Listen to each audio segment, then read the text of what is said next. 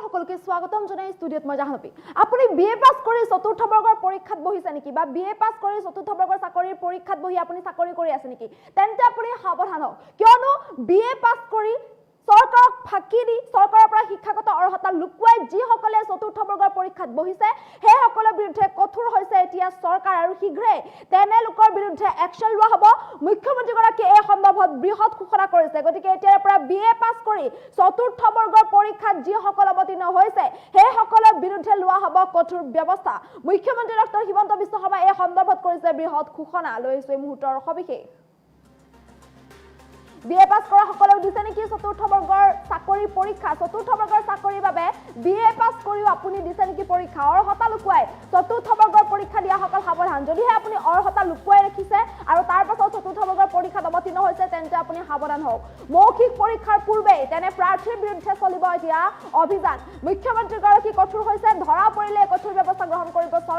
চৰকাৰ এতিয়া সৰব হৈ উঠিছে এনে পৰীক্ষাৰ্থীৰ বিৰুদ্ধে বিএ পাস কৰি চতুৰ্থ বৰ্গৰ পৰীক্ষা সকলৰ বিৰুদ্ধে খবৰ দিয়ক আপুনি খবৰ দিব পাৰিব অভিযোগ দিব পাৰিব যে বিএ পাস কৰি চতুৰ্থ বৰ্গৰ পৰীক্ষাত বহিছে অভিযোগ দিবলৈ শীঘ্ৰে চৰকাৰে বিশেষ ব্যৱস্থা মুকলি কৰিব শীঘ্ৰে চৰকাৰে ফোন নম্বৰ মুকলি কৰিব আপুনি লগে লগে অভিযোগ দিব পাৰিব চৰকাৰক ফাঁকি দি পৰীক্ষাত বহা কোনো প্ৰাৰ্থী হাৰি নাযাব যিয়ে চৰকাৰক ফাঁকি দিছে চৰকাৰক ফাঁকি দিয়া কোনো প্ৰাৰ্থী হাৰি যাব নোৱাৰিব ঘোষণা কৰিছে মুখ্যমন্ত্ৰী ডক্টৰ হিমন্ত বিশ্ব শৰ্মাই বিএ পাস কৰি যদিহে আপুনি চতুৰ্থ বৰ্গৰ পৰীক্ষাত অৱতীৰ্ণ হৈছে তেন্তে আপোনাৰ বিপদ নিশ্চিত যেহেতু শিক্ষাগত অৰ্হতা বান্ধি দিয়া হৈছে এডিআৰ পৰীক্ষাৰ বাবে তৃতীয় বৰ্গৰ চাকৰিৰ বাবে চতুৰ্থ বৰ্গৰ চাকৰিৰ বাবে যেহেতু শিক্ষাগত অৰ্হতা ইতিমধ্যে বান্ধি দিয়া হৈছে তেনেস্থলত যদিহে কোনোবাই বিএ পাস কৰি বা নিজৰ শিক্ষাগত অৰ্হতা লুকুৱাই চতুৰ্থ বৰ্গৰ পৰীক্ষাত অৱতীৰ্ণ হৈছে তেন্তে আপুনি বিপদত পৰিব লাগিব বিএ পাস কৰি যদি চতুৰ্থ বৰ্গৰ পৰীক্ষাত বহিছিল তেন্তে তেনে প্ৰাৰ্থীৰ বিৰুদ্ধে এতিয়া ব্যৱস্থা গ্ৰহণ কৰিব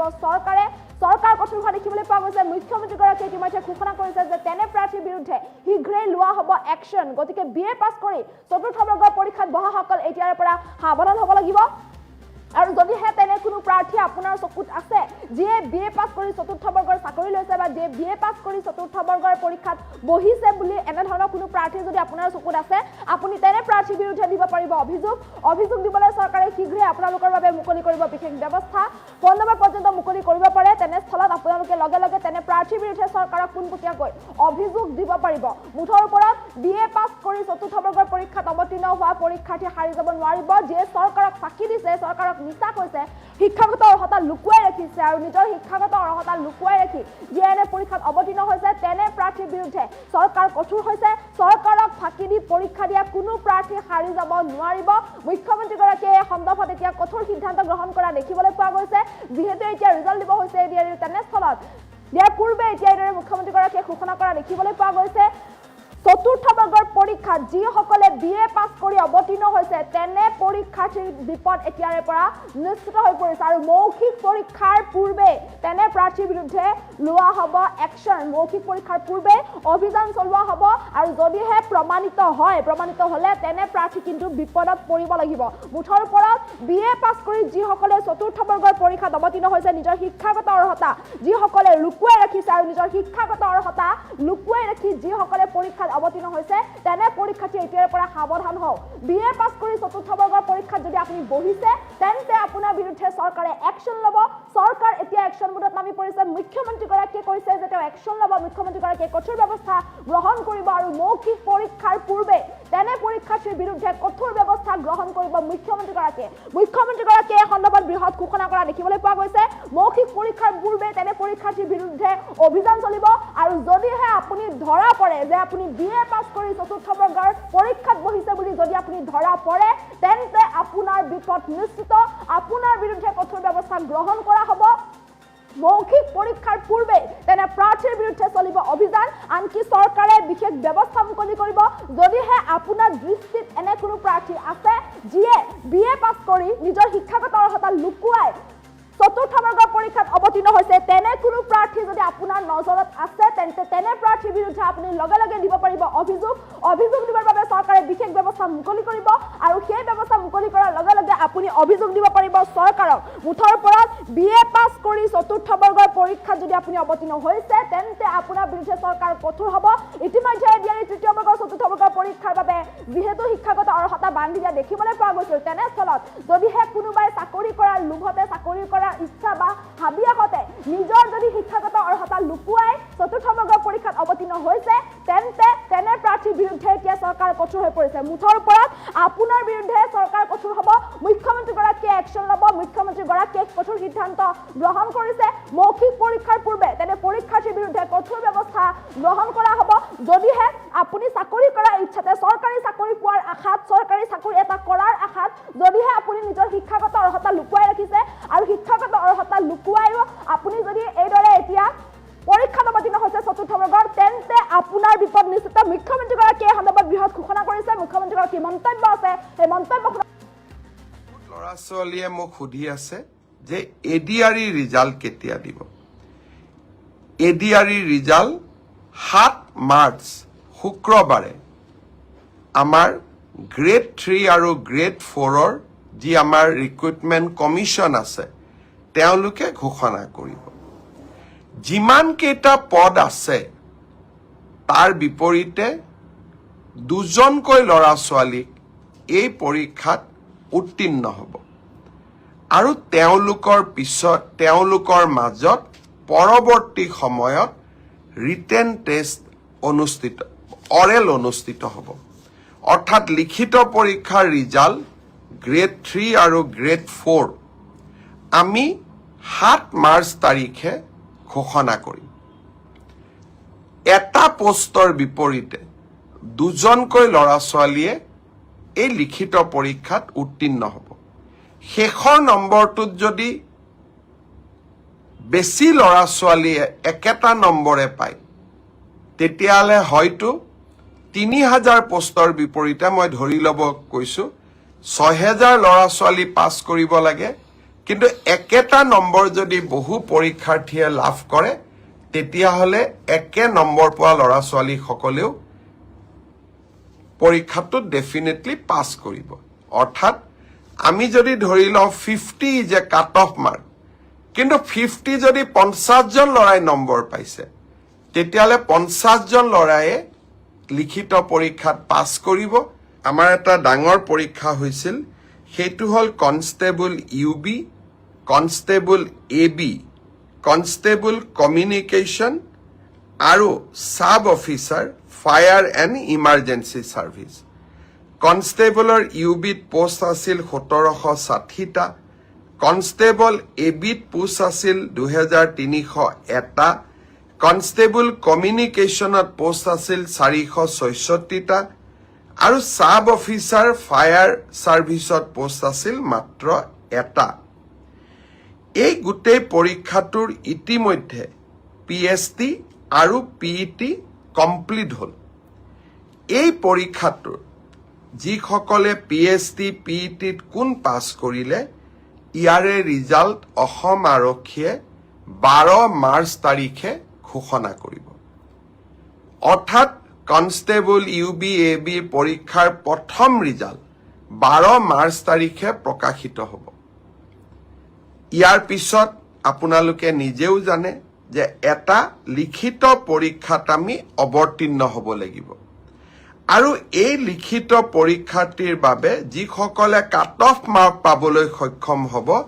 তেওঁলোকে এডমিট কাৰ্ড 17 মাৰ্চৰ পৰা ডাউনলোড কৰিব পাৰিব আৰু finally AB UB written test 23 মাৰ্চত অনুষ্ঠিত হ'ব ইয়াৰ পিছত অসম আৰক্ষীত ড্ৰাইভাৰৰ 667টা পোষ্টৰ বাবে PST আৰু PET অনুষ্ঠিত হৈছিল এই ড্ৰাইভাৰৰো PST PETৰ পৰীক্ষাৰ ৰিজাল্ট অহা পৰহি দিনাখন অৰ্থাৎ 4 মাৰ্চ তাৰিখে অসম আৰক্ষীয়ে ঘোষণা কৰিব ইয়াৰ পিছত স্বাভাৱিকভাৱে ড্ৰাইভিং টেষ্ট হ'ব আৰু ড্ৰাইভিং টেষ্টৰ পৰীক্ষাৰ বাবে এডমিট কাৰ্ডো 4 তাৰিখৰ পৰা লাভ কৰিব পাৰিব আৰু written test driving test written পিছত হ'ব প্ৰথমতে ড্ৰাইভিং হ'ব ড্ৰাইভিং টেষ্ট 10 মাৰ্চত পৰা অনুষ্ঠিত হ'ব অৰ্থাৎ 4 তাৰিখে PST PET ৰিজাল্ট দিব এডমিট কাৰ্ডো 4 তাৰিখে দিব আৰু 10 মাৰ্চৰ পৰা ড্ৰাইভিং টেষ্ট হ'ব আৰু ফাইনেলি ইয়াৰ পিছত এটা লিখিত পৰীক্ষাটো আমি এপিয়াৰ কৰিব লাগিব এতিয়া মই আহিছো কনষ্টেবল ABCDO অৰ্থাৎ কমাণ্ডো বেটেলিয়ন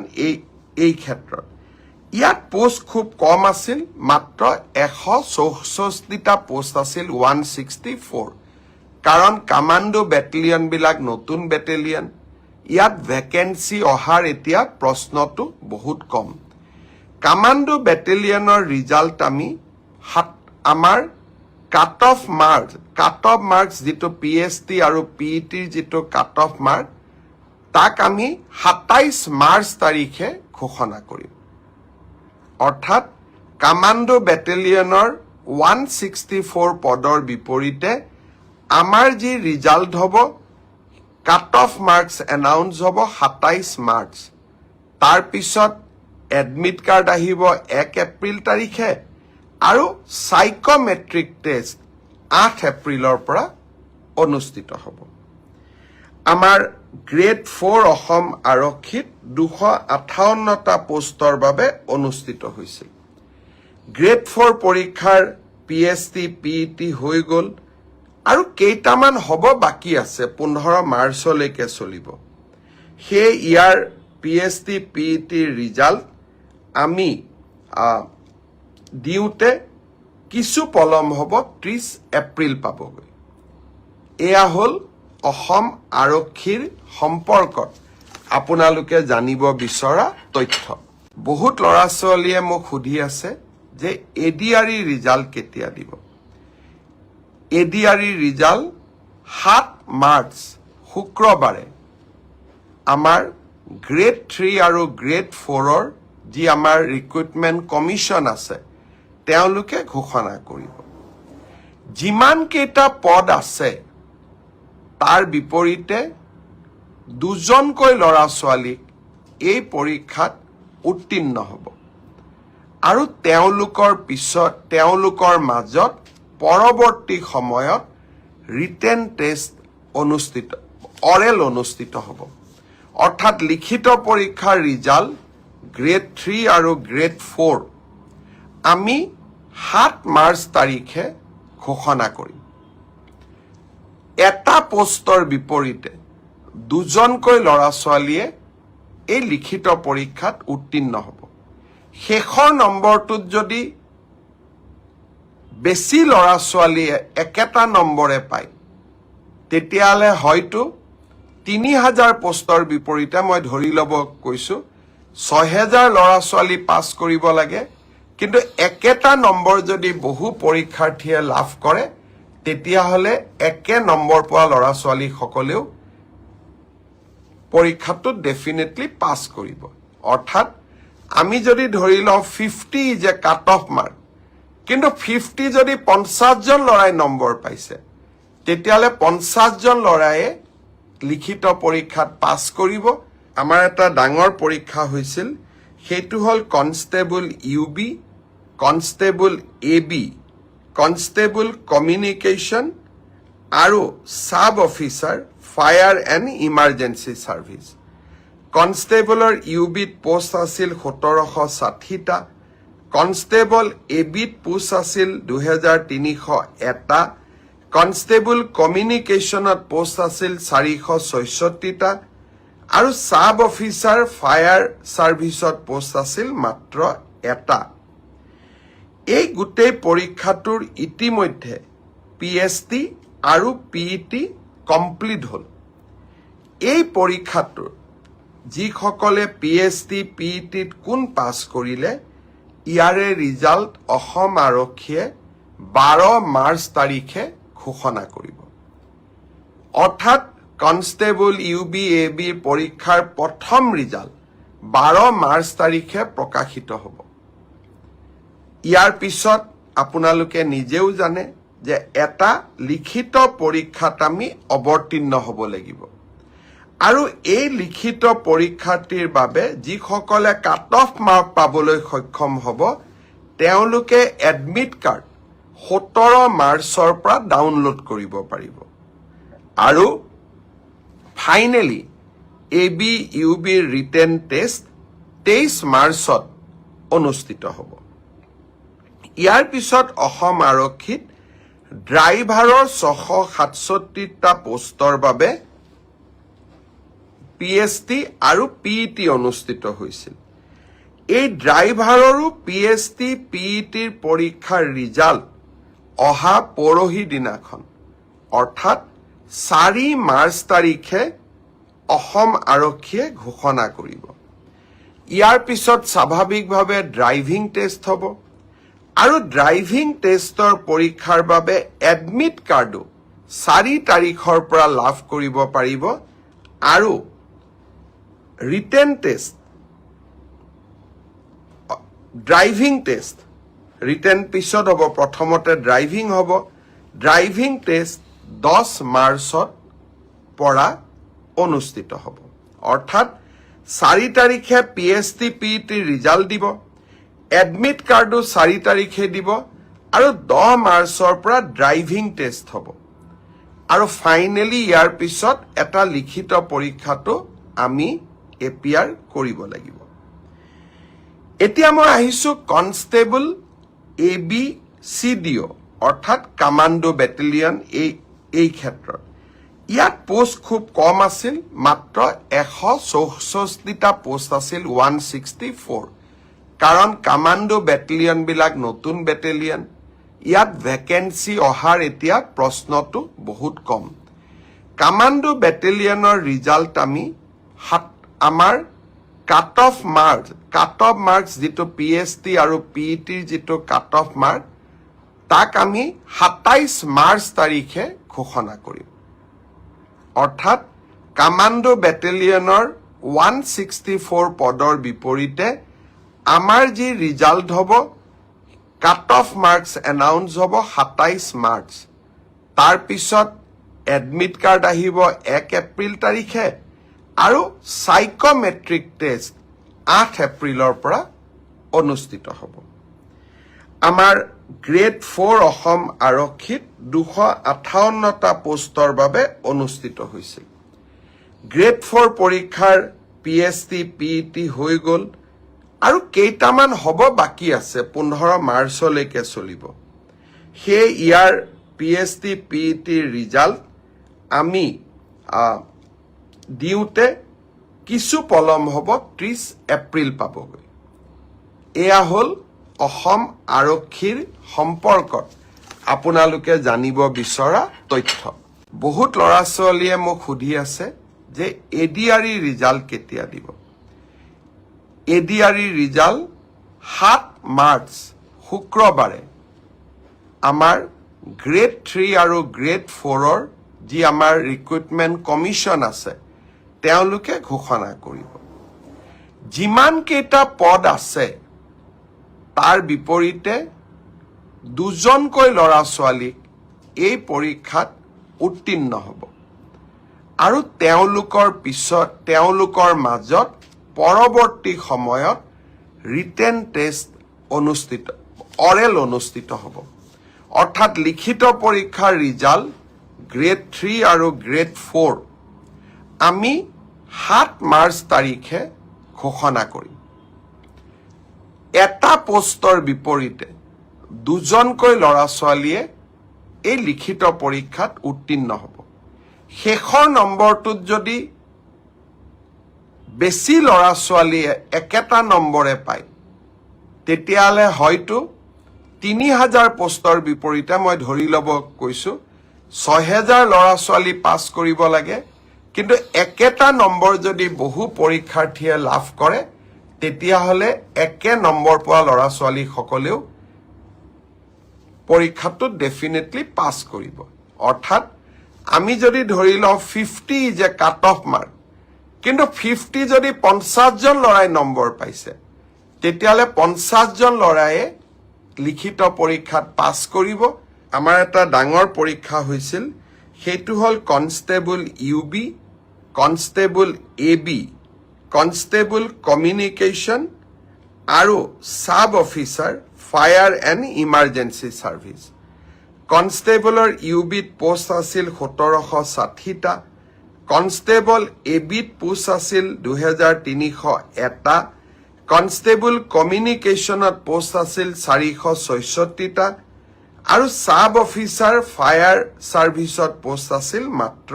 এটা। এই গোটেই পৰীক্ষাটোৰ ইতিমধ্যে